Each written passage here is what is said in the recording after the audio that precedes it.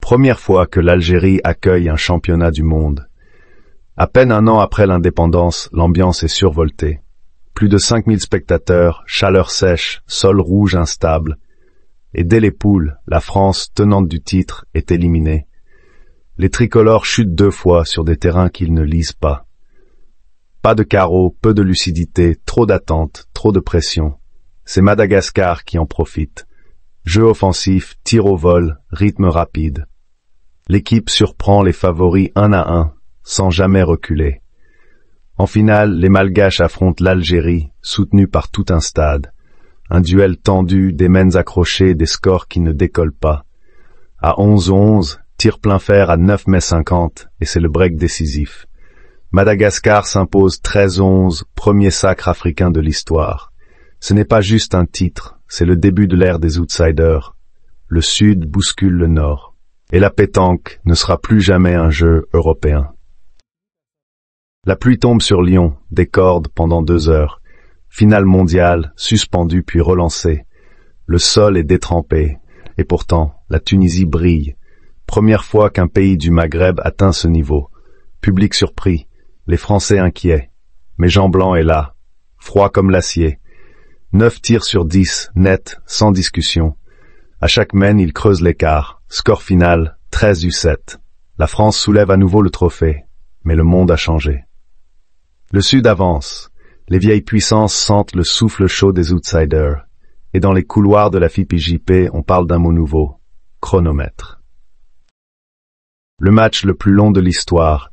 Finale mondiale, 2h17, 7 changements de leader, une guerre de nerfs, Suisse contre France. Le public est pour les locaux, et la Suisse mène 10-5.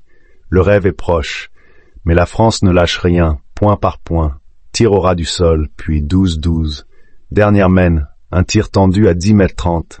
La boule suisse explose. Chaleur, tension, le métal cède. 13-12 pour la France, un silence. Puis un stade qui gronde. À Genève, la pétanque devient spectacle. Dès l'an suivant, les retransmissions s'installent, et l'élite comprend. Chaque boule est une histoire. L'Afrique de l'Ouest accueille le monde. Abidjan, soleil brûlant, terrain rouge et rugueux. Les balles rebondissent, roulent, rebondissent. Les favoris glissent. L'Italie est éliminée en quart de finale. La France peine. Mais Madagascar avance, calme, rapide, précis. Nouvelle règle. Le cercle autorisé est de 50 cm. Un détail? Non, une révolution. Plus de vitesse, moins d'attente, plus d'instinct. En finale, Madagascar contre France. Un match tendu. Carreau, point gratté, silence de mort. À 12-12, un coup tactique, un tir réussi, un tir manqué. La France s'immobilise, Madagascar termine, score final 13-12. L'Afrique explose, et la pétanque entre dans une nouvelle ère. Un choc attendu. France contre Thaïlande. 2 styles, 2 écoles, l'une tactique, l'autre instinctive. Le public est debout. Dès la première mène, carreau de Suchart, un bijou. 9 mètres, plein centre. La France vacille, 6-2 pour la Thaïlande, mais Quintey serre le jeu, tire templi, millimétré, chaque mène est une guerre. Les mouches s'arrêtent de voler. 12-12. Dernière boule, la croix tire, carreau net, fin du combat, 13-12 pour la France. Grenoble devient mythe. C'est la première finale diffusée au ralenti et la dernière sans arbitre électronique. Un trio se forme, Philippe Quintey, Philippe Suchot, Henri Lacroix. La machine bleue est née. Finale contre l'Italie. Public nombreux, vent léger, terrain régulier. Mais le match dure 32 minutes. 13-3.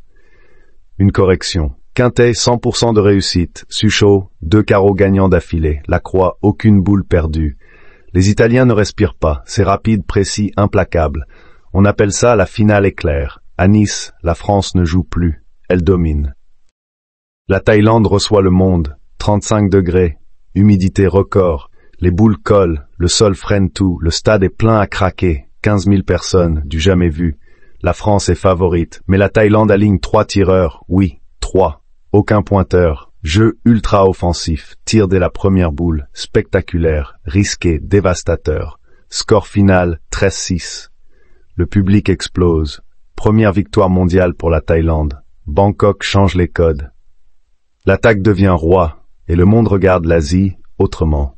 Vent froid, public calme, tension lourde. La finale oppose la France au Maroc. Le Maroc surprend, jeu lent, posé, presque silencieux. Ils cassent le rythme, ils font douter. La France mène 9-2, puis lâche tout. Mauvais choix, boule précipitée. À 11-11, main blanche, personne ne marque. Lacroix reprend la main, carreau de rupture, 12-11. Puis point au bouchon, fin de partie. 13-11 pour la France. Mais la peur a changé de camp. Le monde voit, les écarts se resserrent. Le Laos entre dans l'histoire. Première fois qu'il accueille un mondial. Stade neuf, soleil brûlant, public en liesse. La Thaïlande impressionne, aucun match perdu. Tir à 10 mètres, une équipe sans émotion, programmée pour gagner. En finale, Thaïlande contre Madagascar, remake de 1989, mais rôles inversés. Cette fois, c'est l'Asie qui dicte le tempo. Madagascar résiste. 10-10. Puis 3 erreurs d'affilée. Le sol glisse. Un tir manqué. Un point perdu, un championnat envolé. 13-10. Thaïlande triomphe. 2e titre. Mais surtout, confirmation. Le centre du jeu s'est déplacé. La pétanque par l'asiatique maintenant. Le retour des anciens. Marseille accueille les mondiaux. Devant 8000 personnes chez eux. La France aligne ses légendes. Quintet, Suchot, Lacroix, ensemble, encore une fois. Objectif, reconquérir. Mais la Thaïlande est favorite, jeune, en forme, 2 titres en poche, un choc de génération. Le match est tendu, 5-5, puis 8 personnes ne lâchent. À 12-12, mène parfaite des Bleus, 3 points nets, score final 13-12. Marseille explose. Les anciens sont encore les rois, mais la sensation reste claire, l'écart se réduit. Le trône vacille, même à domicile. L'Afrique accueille à nouveau Cotonou, Bénin, chaleur écrasante, un public en feu du sable jusqu'aux chevilles. Le Bénin rêve d'un exploit, mais la France arrive en force. 9 participations, 9 podiums d'affilée. En demi, le Bénin bat la Tunisie. Stade en délire, finale à domicile, tout est possible. Mais face aux Bleus, l'élan s'arrête. Quintès et Lacroix gèrent la pression. Jeu lent, méthodique étouffant. Score final 13-5, victoire tranquille, sans éclat. Mais un message clair, le monde regarde l'Afrique. Cotonou n'a pas couronné, mais il a élevé. Et la pétanque n'est plus un jeu d'Européens. Le Canada entre dans la légende.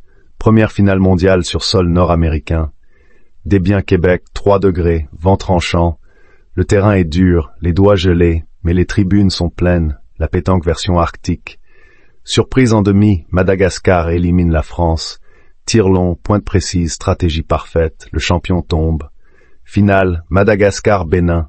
2 nations africaines, une première absolue. Le match est nerveux, 6-6, puis 9-9. À la dernière mène, carreau plein fer, public figé. Score final, 13-9. Madagascar champion. Sous la neige, Desbiens change l'image du sport, finit le sud, le soleil, les clichés. La pétanque est désormais planétaire. Un sport lent? Non. Chaque finale est un duel de nerfs, un théâtre d'histoire, de style, de peuple, du sable de Marseille à la boue d'Abidjan, des cris de Bangkok au silence de Genève. Chaque tir est une déclaration. En 20 finales, la France règne, mais le monde rattrape, et demain, rien n'est écrit. Parce qu'en pétanque, tout peut basculer sur une seule boule.